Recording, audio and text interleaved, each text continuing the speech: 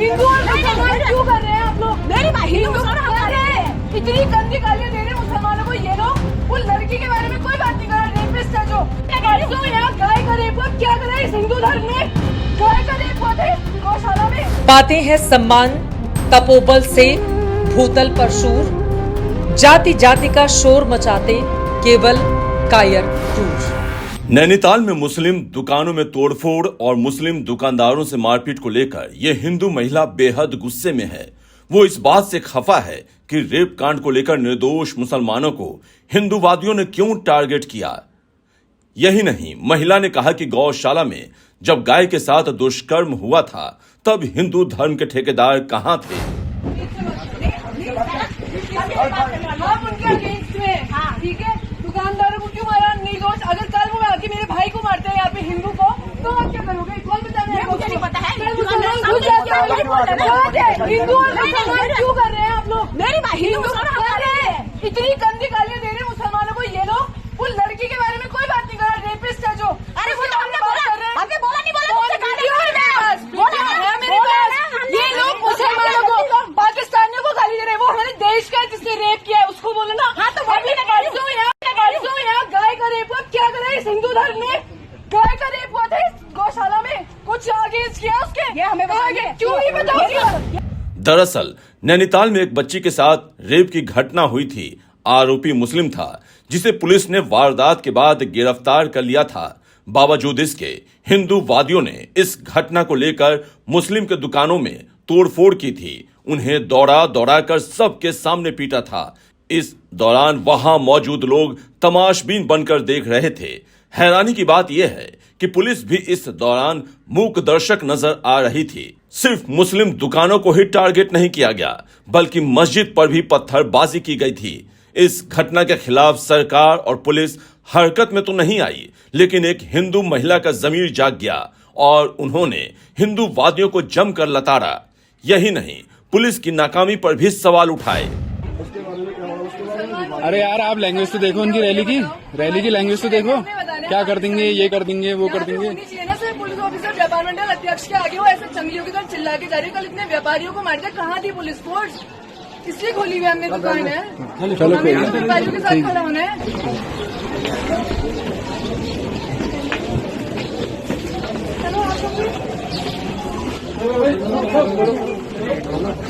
चलो अब बात एक हैरान करने वाले मामले की। यूपी में मुस्लिमों के धार्मिक झंडे ईदे मिलाद को एक हिंदू शख्स ने अपने पैरों तले कुचला और शान से फोटो खिंचाकर उसे वायरल कर दिया।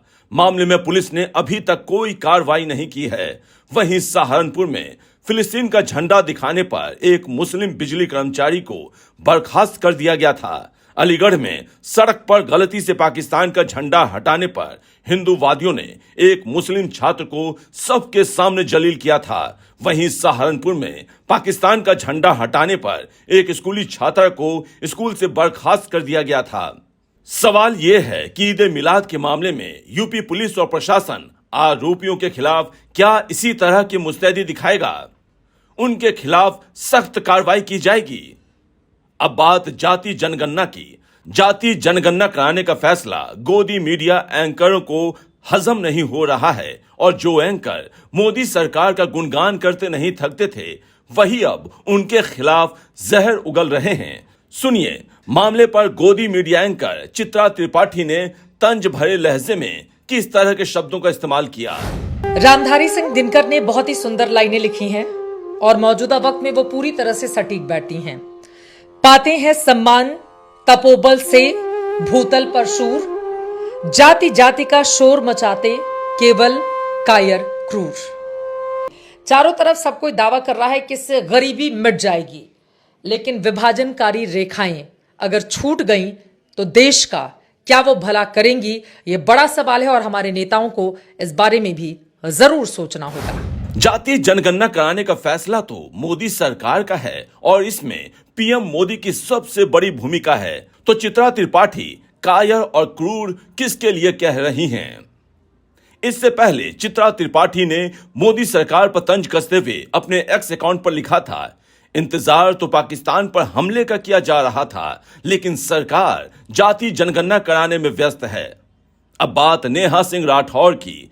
पहलगाम में आतंकी हमले को लेकर सरकार से सवाल पूछने पर लोक गायिका नेहा सिंह राठौर पर लखनऊ के बाद अब अयोध्या में भी मामला दर्ज किया गया है। सरकार के फैसले पर तंज कसते हुए नेहा राठौर ने लिखा है, लखनऊ के बाद अब अयोध्या में भी भगवान कसम मुझे भी नहीं पता था कि ये लोग इतने डरपोक हैं। कहां तो ये लोग आतंकवादियों के सिर लाने वाले थे। गजब टोपीबाज पार्टी है भाई। सवाल पूछने वाली एक लड़की से इतना डर, अरे कांप काहे रहे हो। अब बात साइबर फ्रॉड की। यूपी में पंडित कृष्ण बिहारी शुक्ला से पहलगाम की घटना के नाम पर साइबर ठगी की गई। साइबर ठगों ने उन्हें जंग के नाम पर विशेष पूजा कराने का झांसा दिया और उन्हें 20,000 रुपए देने के बदले उनके अकाउंट से ही पैसा निकाल लिया। ठगी करने वाले ऐसे लोग सेना के नाम पर तुरंत उठ खड़े हो जाते हैं, दूसरों को गालियां देने लगते हैं। फिर यही लोग सेना के नाम पर फ्रॉड कर पैसा कमाते हैं। क्या नाम है आपका? क्या पूरा घटनाक्रम है? कृष्ण बिहारी शुक्ला नाम है हमारा। हमसे फ़ोन आया कि आपसे हम पूजन कराना चाहते हैं, रुद्राभिषेक कराना चाहते हैं। हम कैंट से बोल रहे हैं और हम जो है 5 दिन का अनुष्ठान रखना चाहते हैं। हमारी टीम जो अभी कश्मीर में जल्दी ही हमला हुआ है, वहाँ हमारी टुकड़ी जा रही है, जिसके लिए हम पूजन कराना चाहते हैं। तो हमने कहा, फिर सामान लाने के लिए उन्होंने पैसा देने की बात कही। हमने सामान और वीडियो कॉलिंग की, बोले हमारे साहब आपको देखना चाहते हैं और बात करना चाहते हैं, वो संतुष्ट होना चाहते हैं।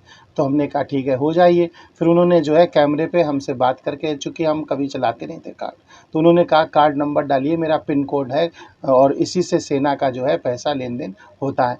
हमने वो कोड डाला तो उसमें पैसा था। बोले अपना वो चेक करिए, बैलेंस चेक करिए। हमने बैलेंस चेक किया, जिसमें हमारा पैसा 20,500 रुपये कट गया। अब बात असम के सीएम की। असम के सीएम हिमंत बिस्वा शर्मा ने कांग्रेस सांसद गौरव गोगोई और उनकी पत्नी पर गंभीर आरोप लगाए हैं। सीएम हिमंत बिस्वा शर्मा के मुताबिक कांग्रेस सांसद की पत्नी पाकिस्तान से सैलरी लेती हैं।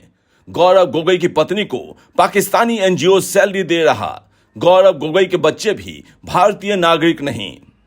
हिमंत ने अली तौकीर शेख का जिक्र करते हुए कहा कि उसने पाकिस्तान सरकार द्वारा गठित समितियों में कई पदों पर काम किया है और शेख एलिजाबेथ गोगोई के संपर्क में था, जो एक ब्रिटिश नागरिक और असम के सांसद गौरव गोगोई की पत्नी हैं। यही नहीं, उन्होंने गोगोई से सवाल पूछा कि क्या आप 15 दिनों के लिए पाकिस्तान गए थे।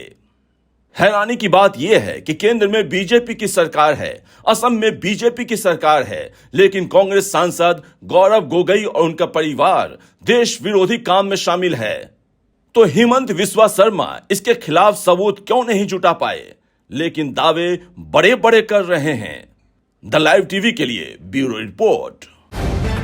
द लाइव टीवी, सच सबसे आगे।